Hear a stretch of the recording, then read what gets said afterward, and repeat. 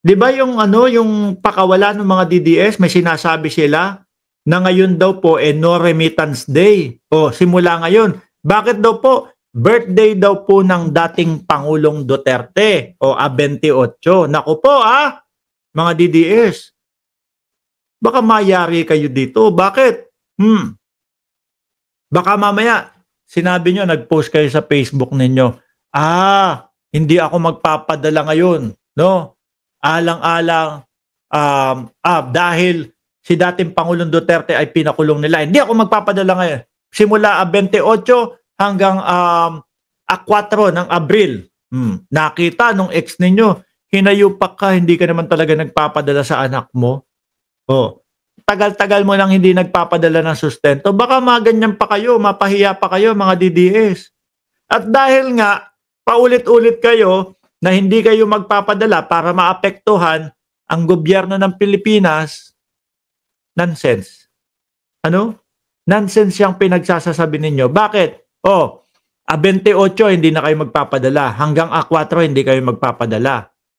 Kailan kayo magpapadala? 5. Ganun din. Hindi lang pumasok yung inyong padala doon sa mga araw na binanggit ninyo. Pero papasok pa din. Kaya huwag kayong magreklamo kapag ang Western Union napakahaba ng pila. Bakit? Naipon kayo dyan mga pulpul Di ba? Walang magiging epekto yung no remittance day ninyo. No? Ang sa halip po, dahil mas marami po ang sumusuporta sa gobyerno ng Pilipinas at kay Pangulong Bongbong Marcos, ayan po. OFW Remittance Week.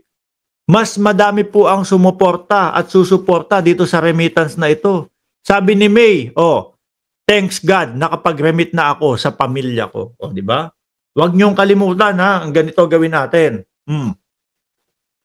Ganito gawin.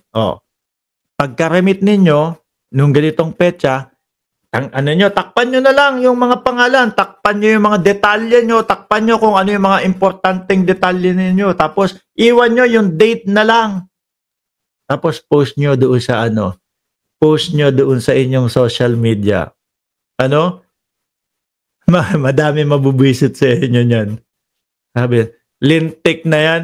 Sabi namin, masiro ang remittance nung panahon na yon nung 28 hanggang Abril 4. Samantalang dumoble lalo yung mga nagpapadala. Bisitin nyo. Bisitin nyo yung mga DDS dyan sa nyo. No? Bisitin nyo. Gawin natin. Pagkapadala, di ba? Eto, nakapagpadala na ako. Iwan nyo yung March 28. Di ba? Takpan yung mga importante. Takpan nyo na din yung wag nyo nang inggitin yung mga DDS. No? Huwag nyo na inggitin kasi baka yung mga padala nila pa $50 lang. Boss, di ba? Yun. Ako, kasi lahat ng pamilya ko nandito ho kami lahat. Wala talaga akong padadalhan. Di ba? Wala talaga akong padadala kaya hindi ko magawa yun. I-post nyo sa social media ninyo yung mga resibo. Ulitin ko, takpan nyo yung mga importanteng detalye nung pagpapadala ninyo. Nako, matatameme ho yung mga DDS ninyo. Sabi ni Iris Joy Ramirez, sa katapusan po kami magpadala, Boss Mark. Hayaan nyo yung mga nila, yung mga kamag-anak nila, no? Na maputulan ng kuryente. Nandiyan pa naman yung mga yung mga deadline ho. Di ba? Katapusan. Katapusan na. Magpadala ka na. Pero kawawa yung mga anak nila. Na yung mga monthly nagbabayad sa kanilang eskwelahan. Nay, magpapadala na po ako. Ay, hindi! Sabihin mo sa teacher mo, 5 na. 6 na. Bakit po, Nay? Bawal po yung mali. Meron pong extra charge yun. Basta, dahil kay Duterte, naloko na. No? Yung una nating content, walang totnak. Dahil daw po yung dating Pangulo, walang totnak doon sa Oblo. Di ba? Sabi ni Paatchup, balang araw, boss, amin na Diyos ko naman. Kasi Diyos ko naman. Ang dami niyong kaartehan, Sabihin niya, balang araw boss, papatayin ka namin. Diyos, ba yan? Jologs yan, yung ganyan. Walang matatakot dito yan. Jologs na lang yung mga paganyan-ganyan, tas walang muka. Balang araw sa amin yung ulo mo. Diyos ko, baka hindi nga kayo makalapit sa akin. Baka papalapit pa lang kayo, ganun na kayo nung ano. Siyempre, hindi kami aanga-anga. Ano? Kahit papaano, meron kaming mga bodyguard. Kaya mo bang bumayad ng bodyguard, Mark? Tingnan nyo na lang. Bahala na kayong isipin kung ganyan. Pero yung sasabihin, balang araw, boss, amin ang ulo mo. Diyos ko, Jologs, hindi na uso yan. Ano? Bakla ka ba? At dumadali ka yung mga ganyang pangbeki lang yung mga ganyan. Basta kami, magpapadala kami. Di ba? Mapikong kayo, di napikong kayo. Sira yung plano nyo na zero remittance.